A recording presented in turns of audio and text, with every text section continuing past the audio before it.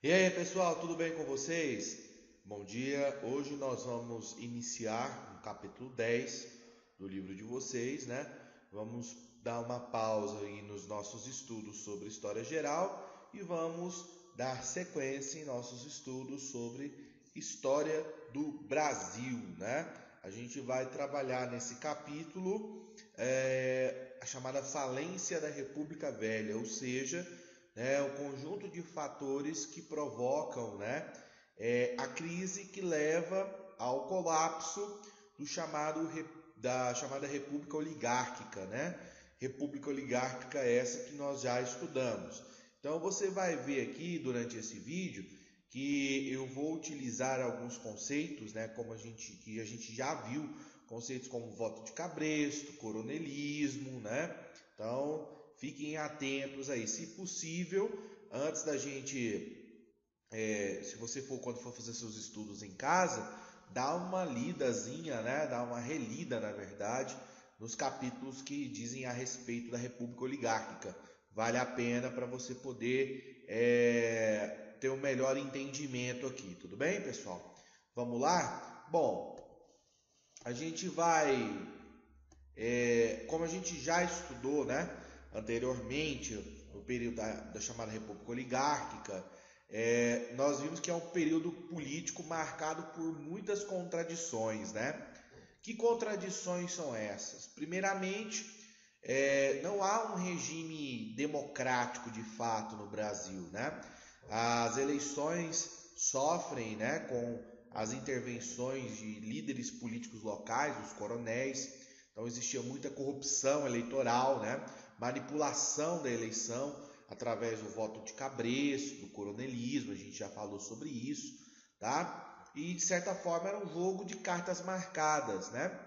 Mudanças necessárias, mudanças sensíveis, né, que vários setores da sociedade brasileira desejavam, elas não saíam do papel porque não eram de acordo com o interesse desses grupos, dessas oligarquias, daí o nome República Oligárquica, né? Então, como não era do interesse desses grupos, a coisa não saía do papel, né? Então, a grande questão, né, da República Oligárquica, os grandes entraves que existem dentro da sua estrutura, primeiro, é justamente a corrupção eleitoral, né? A falta de crença na população que o poder de voto muda alguma coisa. Algo que ainda, inclusive no Brasil, hoje nós temos esse problema. Muitas pessoas acreditam que o voto, que a eleição não muda nada. Inclusive tem gente que pede aí intervenção militar, volta de ditadura, porque acredita que o voto não funciona, né? Além disso, uma ausência de um projeto de desenvolvimento nacional, de modernização do Brasil, um projeto de integração econômica. O Brasil mantinha-se como um agroexportador de café, né? E não modernizava a sua economia. Nós tivemos, né, em 1917, durante a Primeira Guerra Mundial, um lampejo aí de industrialização, né, que foi o modelo de substituição de importações. Isso foi importante para o Brasil, porque a semente da industrialização, ela foi plantada, né?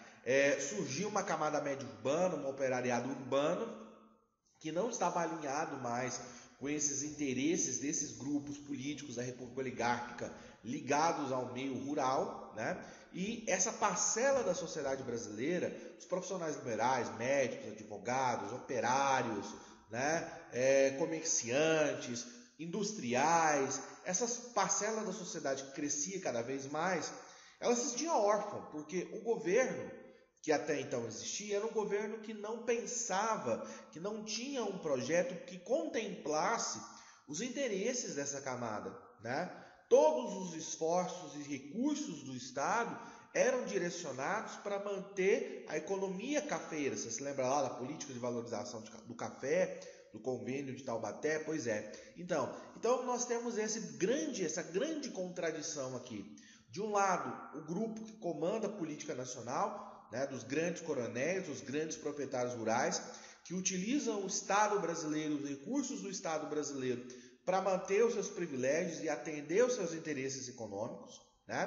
Então, para esse grupo não é vantajoso uma modernização, não é vantajoso um projeto de integração nacional, de integração econômica nacional, até porque a produção é voltada para exportação. E do outro lado você tem um grupo das camadas médias urbanas, que é um grupo novo, né? O operariado, a burguesia, que reivindica um Estado, um governo que lhes represente, que ofereça, né, esse projeto de modernização, esse projeto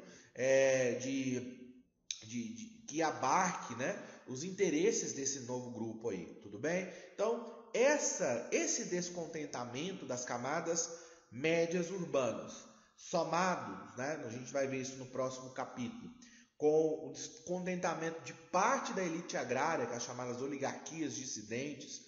Então, juntando esses dois grupos, eles vão ser os atores principais desse processo revolucionário, da Revolução de 30, que vai acabar com a República Oligárquica no Brasil, tá? Outra questão que nós temos que observar em toda essa conjuntura é um fator externo que vai ter um peso muito grande, que é a crise de 29. Nós acabamos de estudar, né, a crise de 1929 e nós vimos que a crise de 1929 ela não é só um problema dos Estados Unidos, ela afeta o mundo inteiro, inclusive o Brasil. E afeta o Brasil de que forma? O principal produto de exportação do Brasil é o café, e a partir de 1929 a demanda internacional, né, o consumo de café no mundo cai. E, consequentemente, a elite cafeeira, né, a oligarquia cafeeira de São Paulo, principalmente, ela vai sentir esse golpe no bolso, ela vai perder o seu poder econômico, né?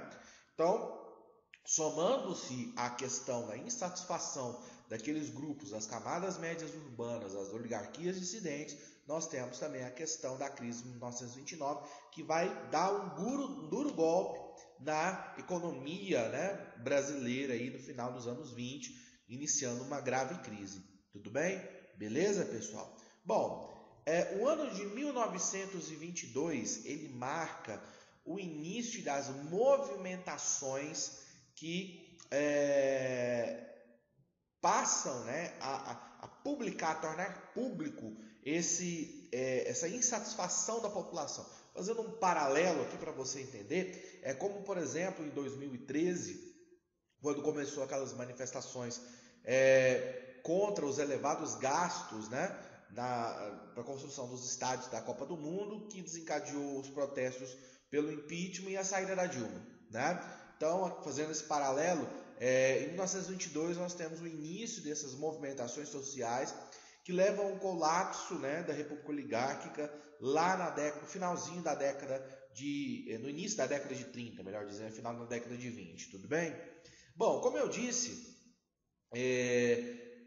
os protagonistas aqui vão ser as camadas médias urbanas. E nesse movimento ficou conhecido como reação republicana. Como assim? O que é essa reação republicana? Nas eleições de 1922, você tinha aí basicamente dois grandes candidatos disputando o pleito, né? De um lado, Arthur Bernardes, que representava os interesses, né, o candidato das oligarquias, e do outro lado, Nilo Peçanha, que já tinha sido presidente, que era o candidato que representava as camadas médias urbanas, vamos dizer assim.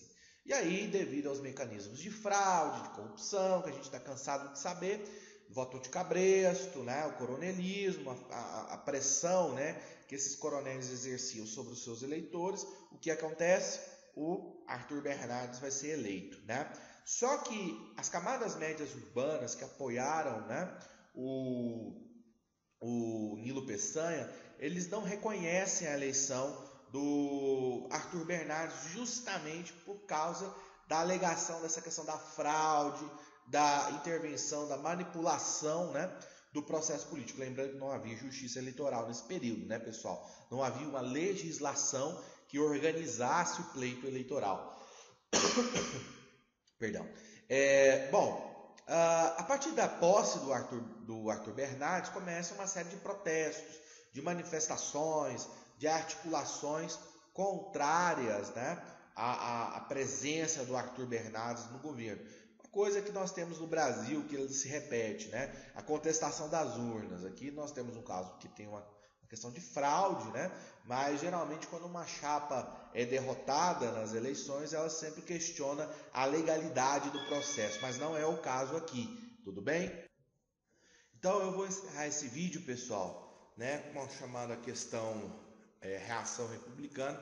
E aí no próximo vídeo a gente vai falar sobre um outro movimento, que é o movimento tenentista, que contesta também essa ordem republicana oligárquica, e os tenentes, esses sim, vão para o pau, né? Vão para o enfrentamento armado, e aí a segunda metade da década de 20 se torna um ambiente politicamente muito agitado. Beleza? Até mais, tchau, tchau.